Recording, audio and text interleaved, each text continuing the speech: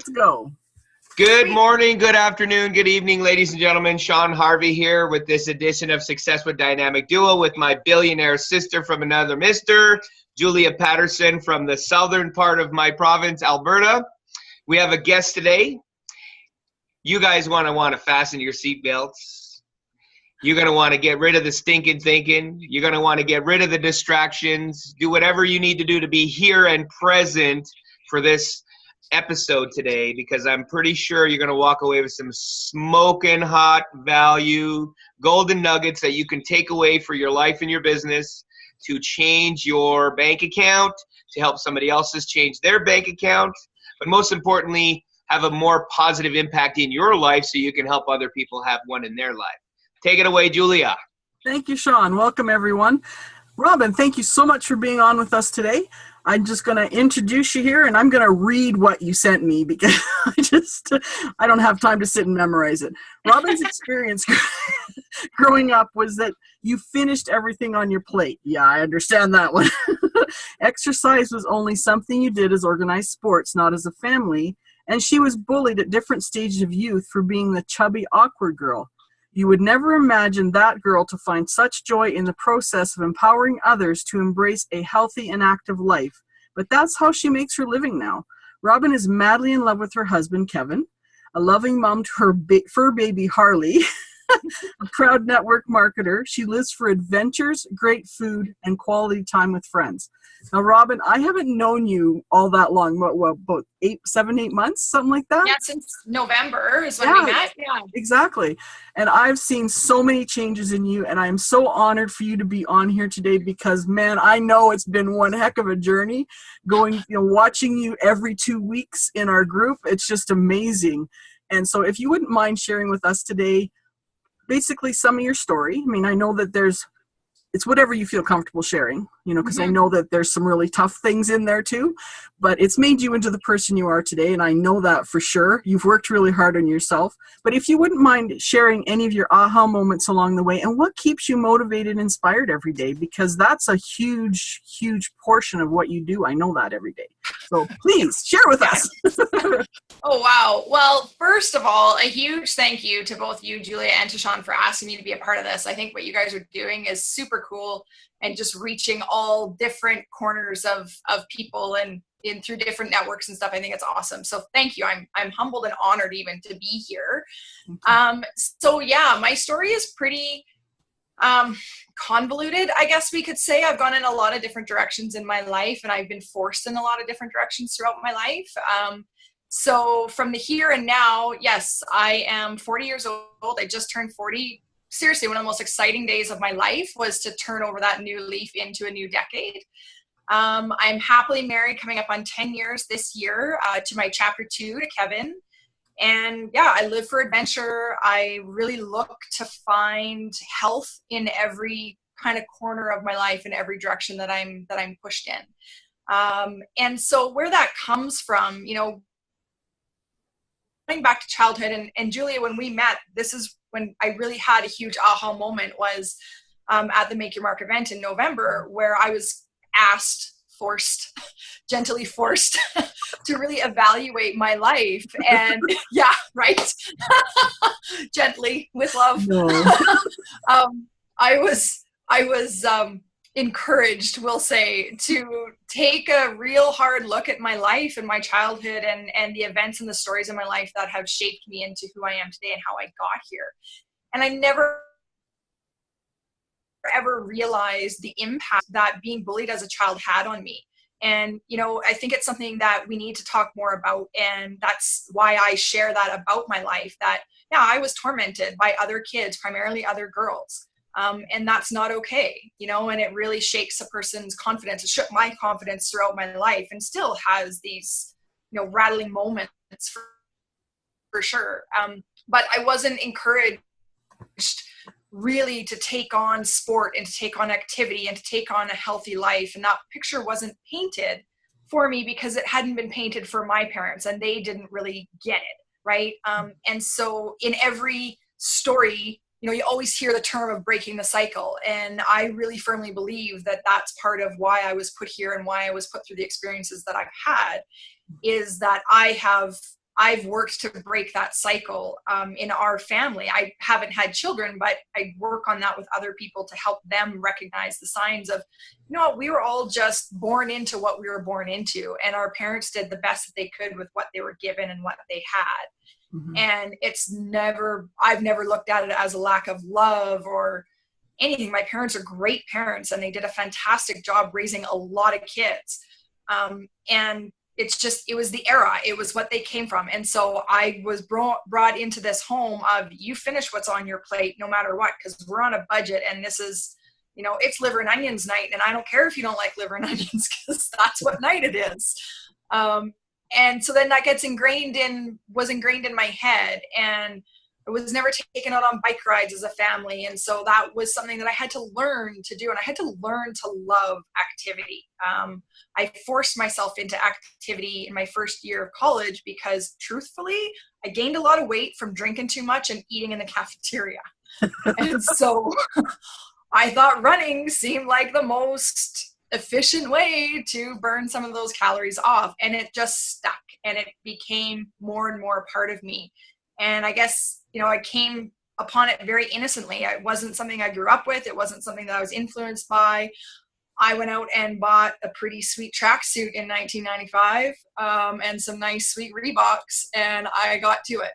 And I recognized that I had this deep down inside of me that just had never been brought out. So that, you know, really kind of all around the world sort of way of putting it, it's like, I never realized that all of these little nuggets that all seem so independent of one another were so ingrained together. And it was like this puzzle that was coming together. And it wasn't until much, much, much later in my life that I started to figure it out. And really, you know, November, big thanks to Colin Sprake for helping me release that and really, really discover it within myself. And the empowerment that comes from that is incredible. And I never expected it.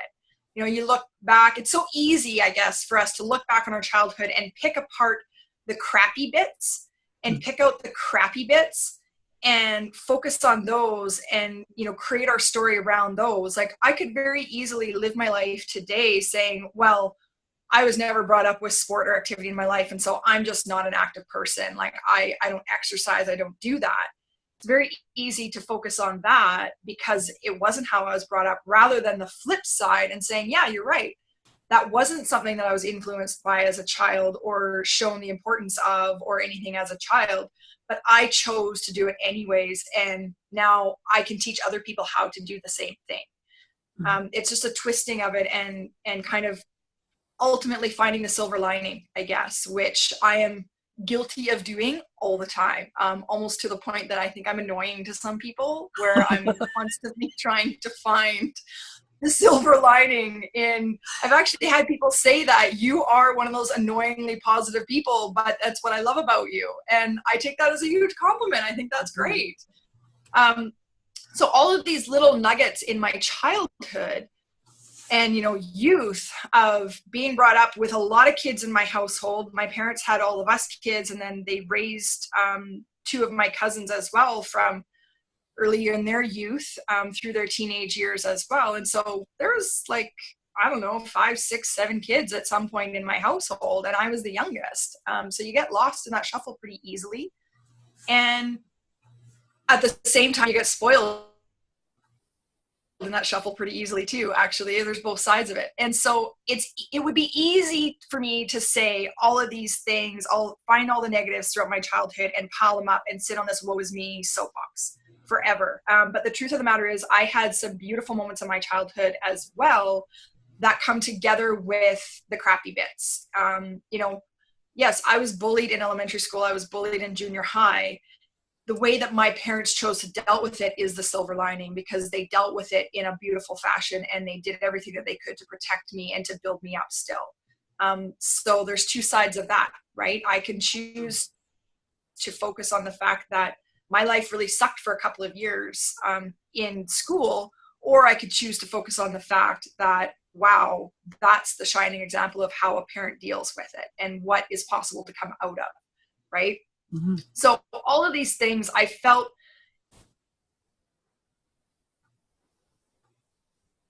throughout my childhood and throughout my years easily, I honestly felt like I didn't have a voice. I questioned myself. I questioned my own self-confidence. I just didn't feel like I had it in me to stand up and be heard. And I didn't feel like anybody would want to listen to what I had to say. And those sorts of thoughts and feelings that you create up here are pretty deeply seated, and they're not easy to break that mold and get out of. Mm-hmm. And so this is where, you know, I take this massive shift and a 90-degree turn in my life.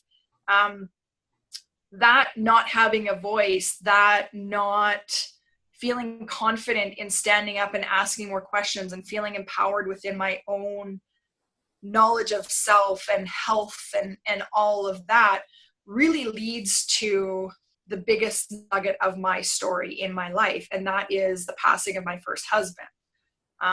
So when you're 28 years old, I think most people watching this would agree that when you're in your mid to late 20s and into your 30s, you really start to feel established in life, and you start to feel like that toolbox of skills and life skills and experience is pretty plumb full, right? Like, I think we've all been there where we think, I got the world by the you know what's.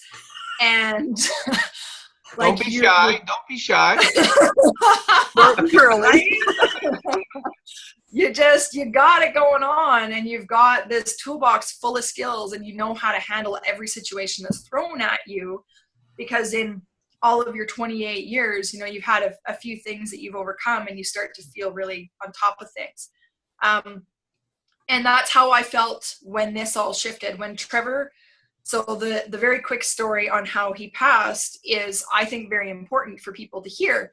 He broke his foot. He rolled his ATV and he broke his foot. And nobody dies of a broken foot, for one. But he did, essentially. He developed a blood clot in his calf because of the trauma to his lower leg. And it took 18 days for that clot to travel through his vascular system, lodged in his lung, and put him into cardiac arrest at the age of 30.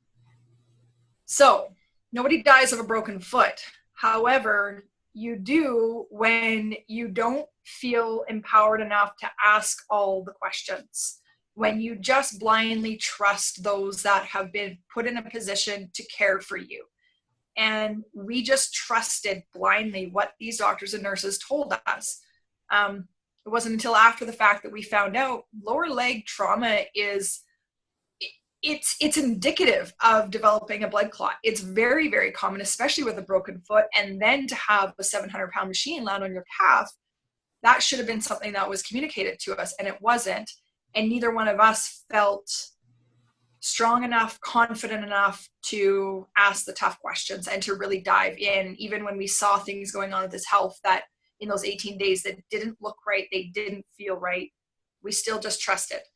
And so that's where me, myself, and I as a person took a hard 90, where I came to know that, wow, I need to step up in my life, and I need to dig and find the confidence to be successful in my life and to continue on.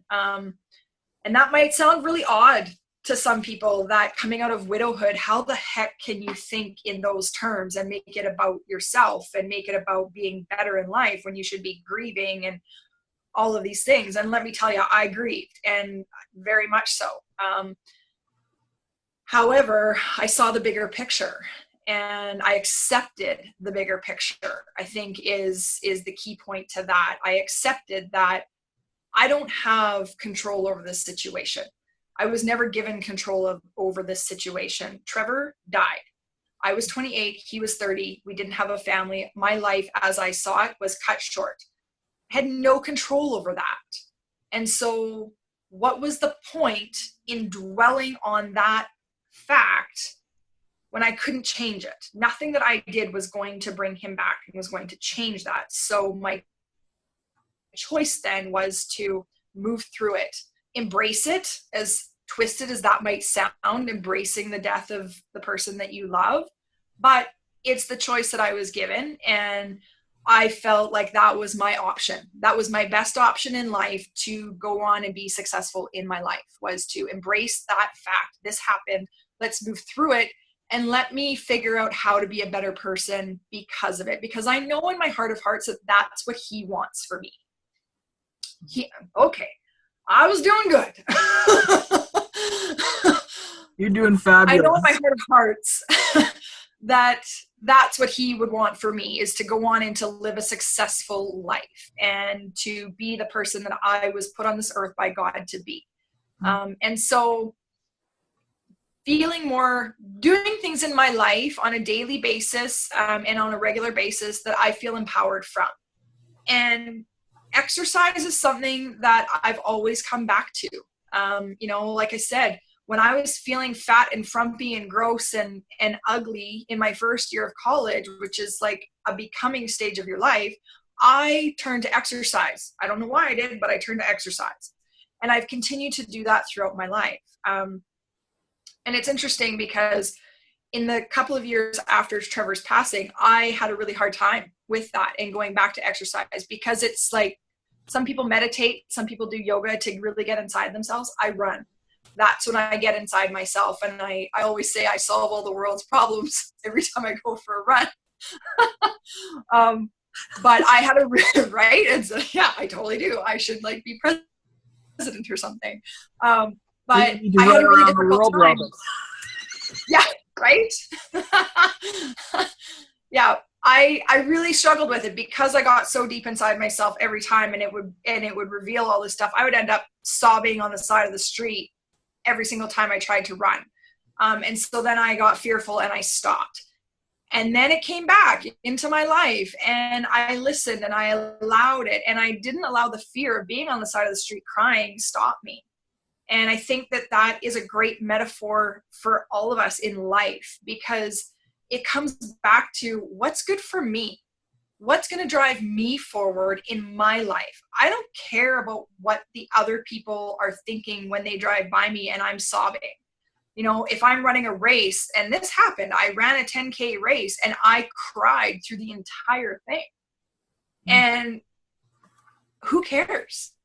Right? You have to come back to that. Who cares? It's not their race. It's not their life. It's mine. And I need to not be fearful of what those others are seeing and judging and thinking, because ultimately it's my stuff that I need to get through and run through and work through.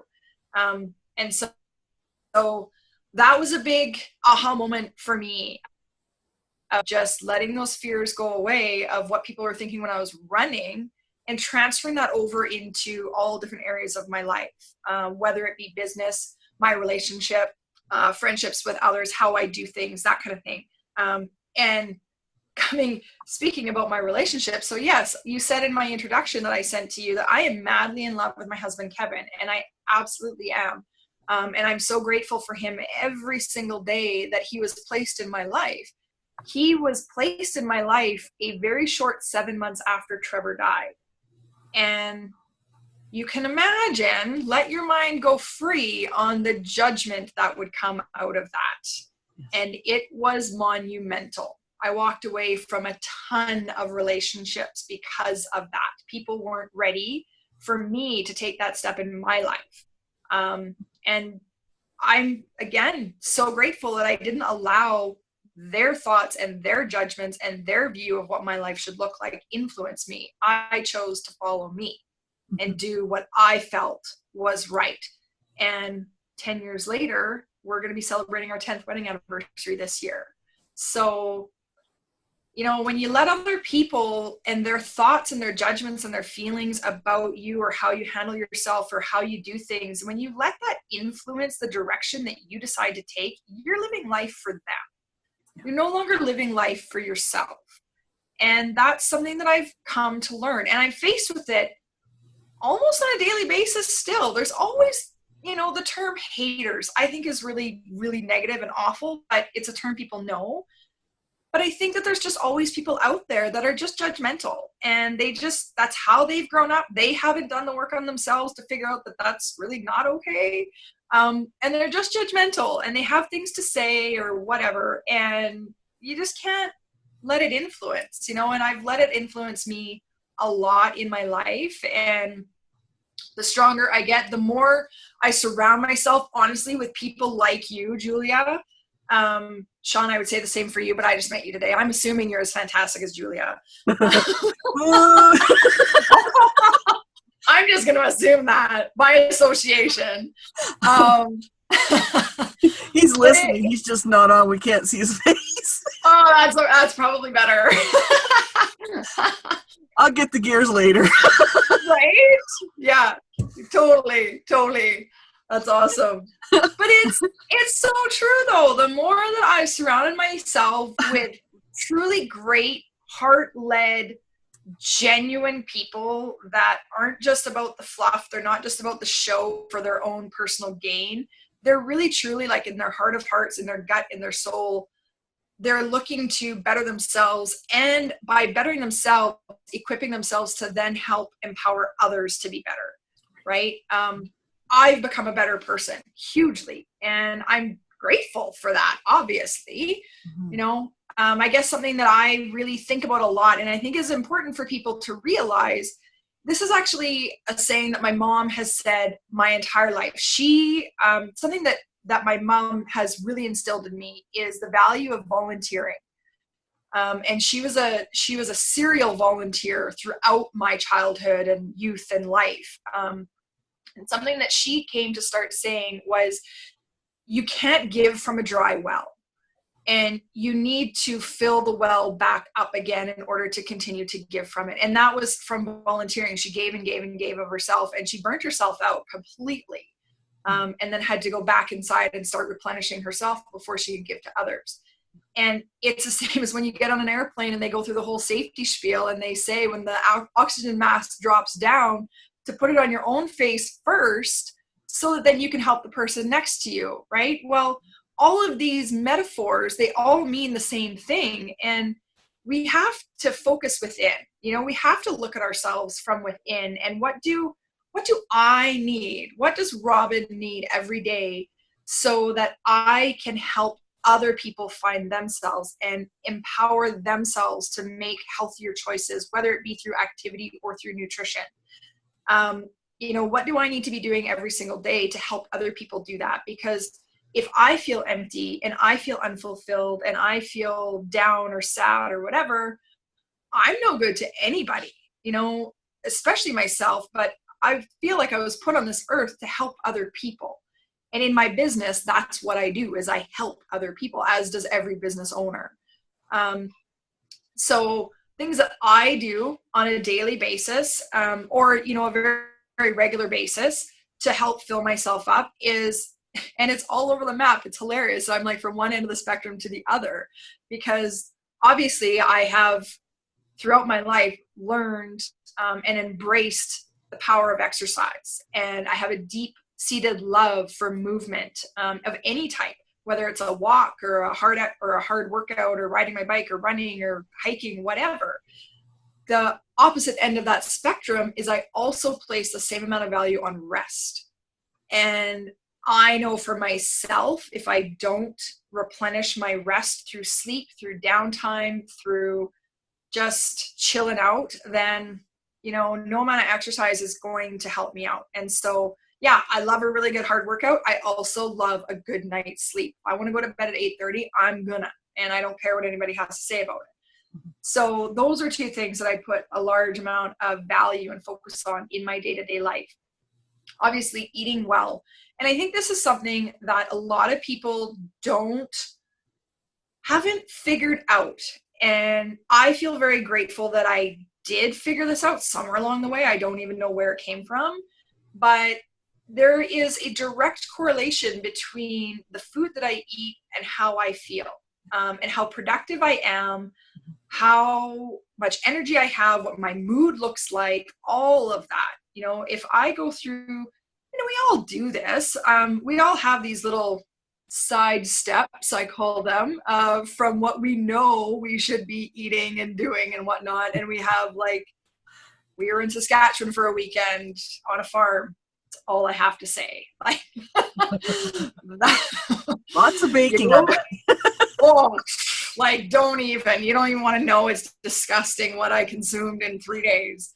But there was also a very direct correlation that I recognized of how crappy I felt and how low on energy I felt and all of those things. And so I do put a lot of focus and emphasis in my daily life on trying to eat well. Does it look perfect every day? No, because there's no such thing as perfection.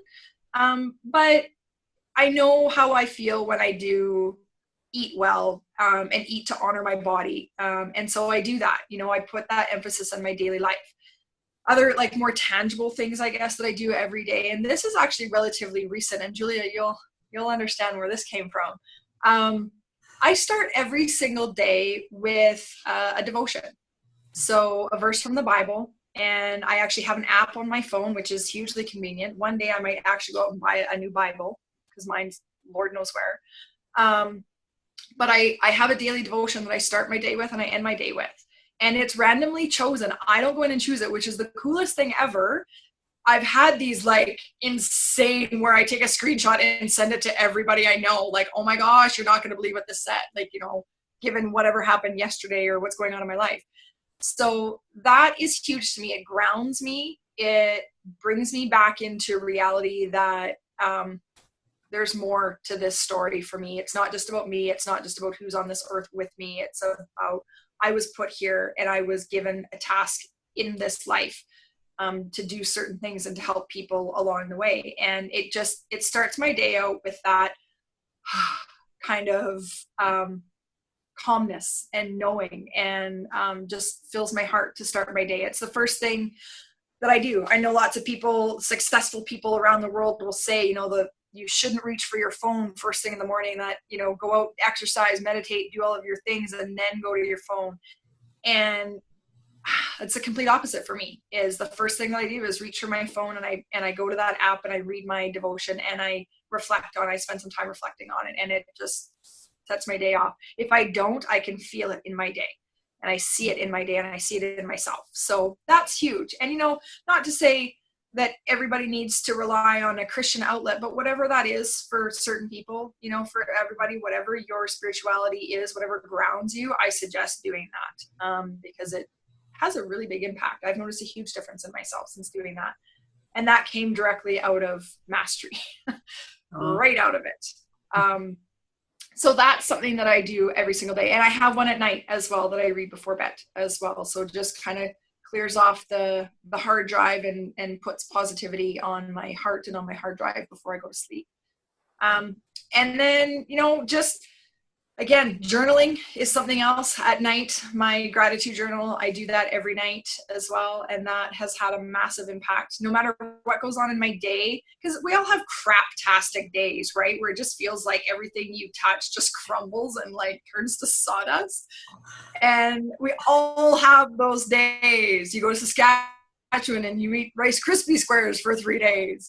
So my gratitude journal just brings me back to center, and I pick out the tiniest little things that I feel like have been a success that day. They don't always have to be fireworks. Just, you know what, I ate well today. I moved today. I talked to this many people in a day. I helped this person. I cleaned a bathroom, whatever it is. It can be super tiny, but I feel like it was a success, and I place gratitude on the people and the events in my day and in my life, and really, really, really puts things in perspective in a big hurry, which is great.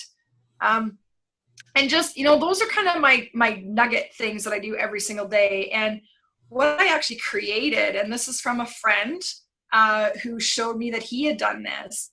I went to the teacher stores called Scholar's Choice in Calgary.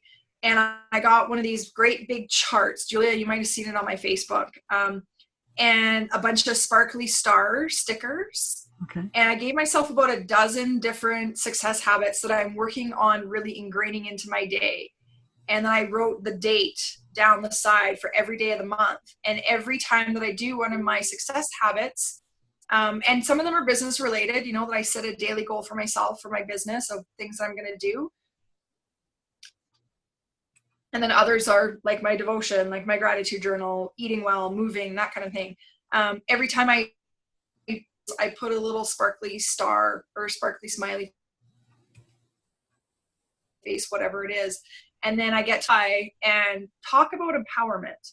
It really fills me up and it makes me feel like I'm succeeding in my life and in my business.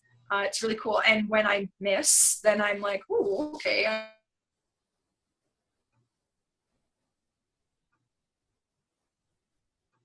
Oh. Can't hear you, Robyn, for some reason. I don't know. For the both of us, like $20. What was that? Sorry? No, for a while there, you froze, and then we couldn't hear you. So. Oh, weird. Yeah, I know, it was kind of weird, and then all of a sudden you were there again. So. So from what I'm getting is most people, myself included, at some point in time in my previous life, not now, we care more about what other people think about us than we do about ourselves, and that's a direct reflection of how we feel internally based on what you just shared with us, Robyn.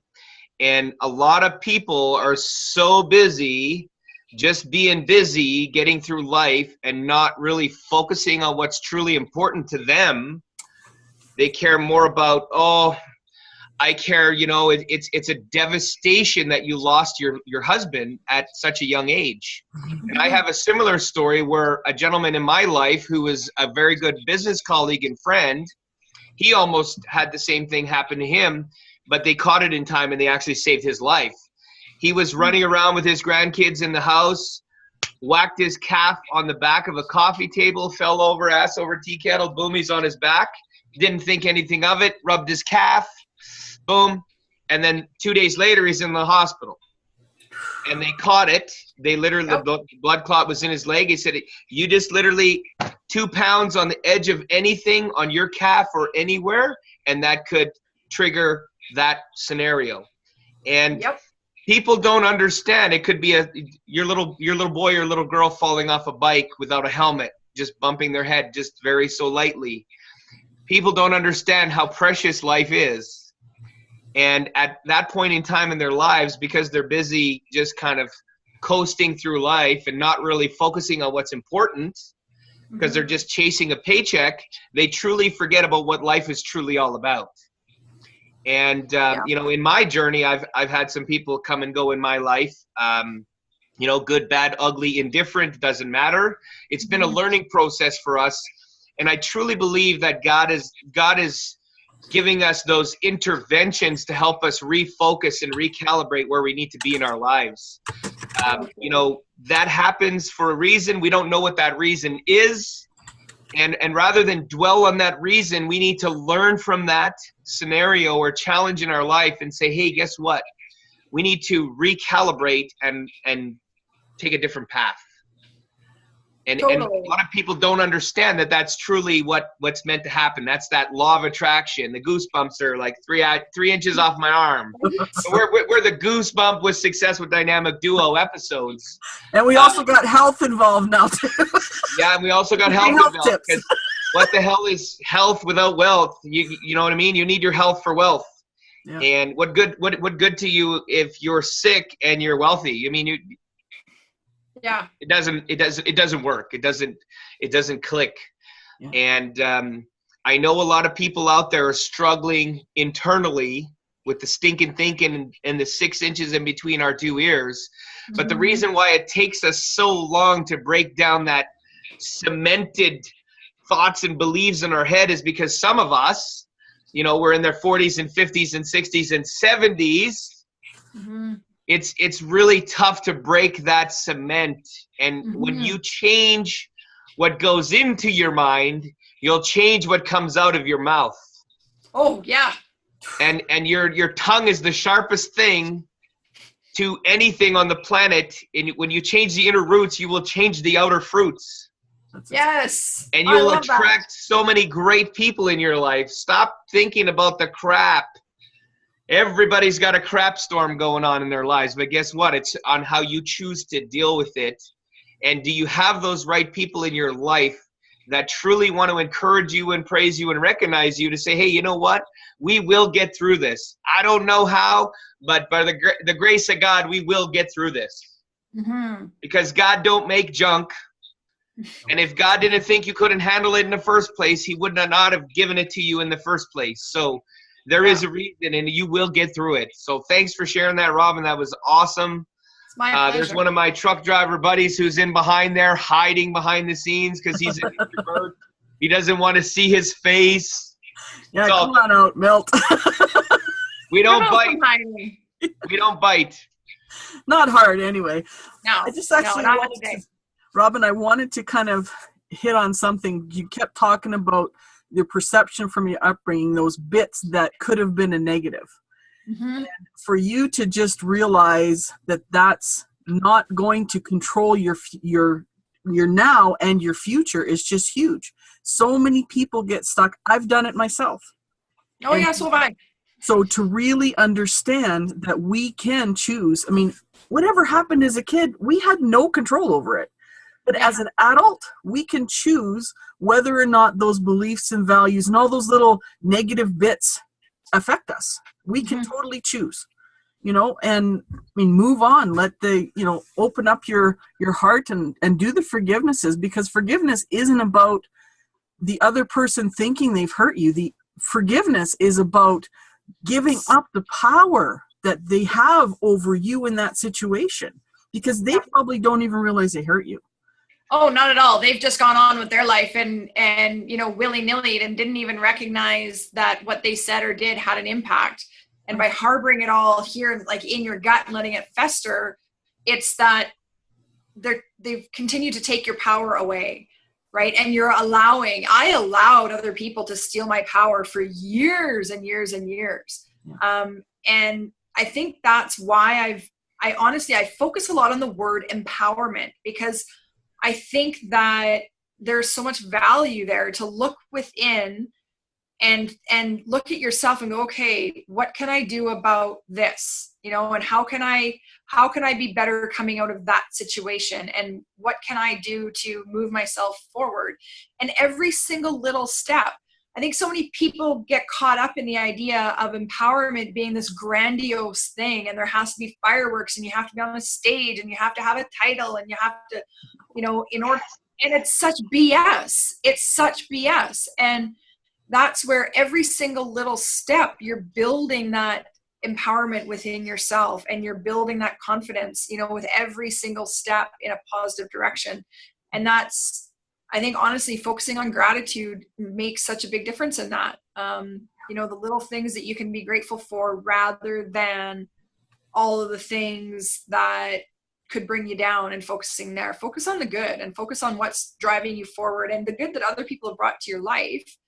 And then that, it's almost like it's fuel for the flame, right? It continues to fuel that fire in your belly. And sometimes it starts out as this tiny, tiny little smoldering spark, but the more that we throw at it, and all of those little tiny steps that build our confidence and that make us feel more empowered in our own skin, then keep building and building and building. And eventually you do get to the fireworks and you get to the big stuff, but it takes a lot of little steps to get there, right? You don't just go and hot gas on a huge pile of wood and have it burn into this massive fire. You got to start small and feed it, give it oxygen, give it fuel, and then it will eventually get there. But when you start with a great big pile of pallets and you just throw gas on it in a match, it blows up, but then it fizzles out just as quickly. And you don't want that. You want to build it up, from little tiny steps, and more and more little steps that you take,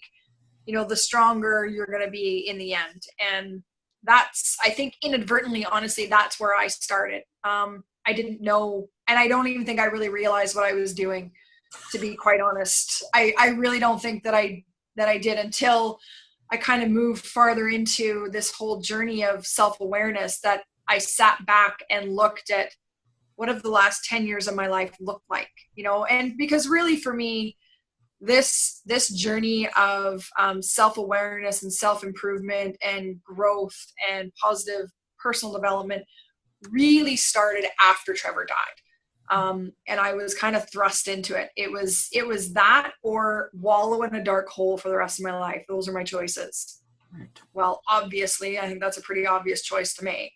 And so looking back over the last 11 years of my life, really now, looking at all the little steps that I'd made, things that I'd done, choices that I'd made along the way, and feeling grateful for them, and recognizing them within myself rather than just looking at them as individual, unrelated things and events and choices. I chose to connect them all and look at them as steps in the right direction instead of just all individual pieces. And that in itself was like a huge moment of, holy crap, I can do this. Like, Wow, what would be really exciting is if life had an owner's manual, and it does not.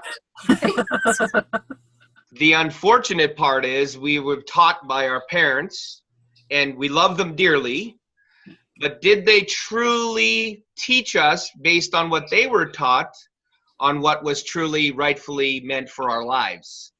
And I say this with love. I love my mom. I love my parents.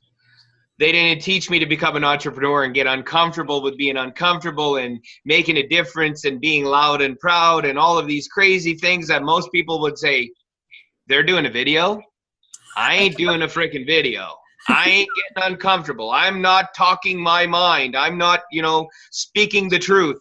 Most people can't handle the freaking truth. And if they had, it would be like, you know what? I hate to be the bad news, but the reason the way we are is because of the way we were brought up. Yeah. And our parents, I don't know about you, Robyn, but my parents were not financially free, and they did not make cash flow of $1 million a year and said, hey, the more you make, the more you give, the more you'll get. The law of reciprocity. It's, nope, we can't afford to do that. We can't do this. We don't do this. We don't have time for that. All this crazy lack mentality words that serves nobody. And I tell people this with love. Poverty is a tool of mass destruction. Us just settling in our lives, just getting by, does not work. Nothing good comes from it. Nothing. 100%. Yeah. And if you have to get something for your children, whether they're in a sport or an extracurricular activity that costs $1,000, if you're not in the right mindset, you will completely have a mental meltdown financially and emotionally going, what the am I going to do? I don't have $1,000. We can't do this, And I had that conversation with my son a few months back. Hey, safety don't take a holiday. If it costs $1,000, it costs $1,000. I'd rather have that $1,000 investment in your health rather than have you in a wheelchair and you can't do anything for the rest of your life. Yeah. You don't take a holiday. There's no price on health and safety. And agreed. We have to do what we have to do to get there to be able to provide those things as a necessity. It's a necessity, not a want. That is so true. And I think that and I don't know where this has come from in our society, but I feel like it's starting to make the turn and come back around to kind of where it should be. But there's been this very long-term ideology of people honestly just taking their health for granted, taking this life that they've been given for granted, and just, spend like the overspending that happens, and people putting themselves into these situations of debt, or, not taking care of their health, not moving, not exercising, not incorporating any kind of movement into their daily life, and eating well and choosing better foods and choosing different ways of doing things. There's just been this long history of that going on. And I think I have to credit the internet for people starting to come back around to this idea that we were given one life and we have one body and that's it. And so let's take care of it. And what can I do to do that and to take care of this vehicle that I've been given? And I love that, Sean, that health and safety doesn't take a holiday at all. You have one shot at this, and so you need to protect yourself. Put a bike helmet on, put hockey equipment on, buy a safer car, eat better food, get out and move, get your rest. All of those things, they don't have to cost a lot of money, but you need to come to the realization that that we have one shot at this, and take it don't take it for granted. Sorry, I lost my word there for a second. Don't take it for granted, and find the value in the fact that you have one life and you have a lot to give. All of us were put on this planet to give something to the world, and so give what you've got, and it's amazing what then comes back to you, like you just said. So it's, I think in my opinion, honestly, the internet and just this realization that people are coming to, that they can learn stuff online and watch videos and learn about life and learn about all these different, health and eating and, is this food better than that food or whatever. It's something that we haven't had up until, like, the internet isn't brand new, but I think that it's becoming more and more ingrained in people's lives. And in that respect, I think it's been a very positive change and a very positive movement. So yeah, hail the interweb. Yes. So I'm gonna wrap this up. So I'm gonna say this. I think the biggest takeaway for me, and I'm sure Julia would agree, the first thing is we have to be all more gratitude. We have to have an attitude of gratitude more often than we actually do. Mm-hmm. That would be the first one. The second one is your health is your wealth. Number 3 is, you know what? We're all here on borrowed time. Myself included, I'll talk for myself. We've all kicked the frickin' can at this thing way too long. And we need to start playing life bigger, become more abundant so we can make a bigger impact in the footprints of the lives that we touch when we're not here after our kids are still around. Because like Zig Ziglar said to me in one of his personal development, he says, you know what, if I had loved my kids more, I would have loved my kids more, because I'm going to be in a time where my grandkids are not going to be. And that's the same thing for us. We're not going to be here 100 years from now. Yeah. Our great grandkids will be. And my business objective for my life and my legacy that I want to leave for my kids is I want to be that grandfather that impacted millions of people's lives by the connection that I had with them in their lives. Mm-hmm. When you give more, you will get more. And I think that right there goes to say a lot for you as well, Robyn, Julia, Milt as well. We don't know what we don't know. Mm-hmm. But the best part is when you change what you got going on inside, this stinking thinking and the checkup from the neck up, and you play bigger and you lead your family and your lives in a more productive way so that you can change people's lives in a great way. I think that right there says a lot about you as an individual, as a business person, all of us, that we got to play bigger. Agreed. Yeah. And when you play bigger and you start stroking those checks for $1 million to, homeless foundation, the food banks, I mean, all these things, guess what? It's not going to take you very long to get noticed in the business arena that you've given more than you've taken. Mm-hmm. Yeah. Yeah, agreed. I think that more people that put focus on what the legacy is that they're leaving behind, the better off our world is going to be.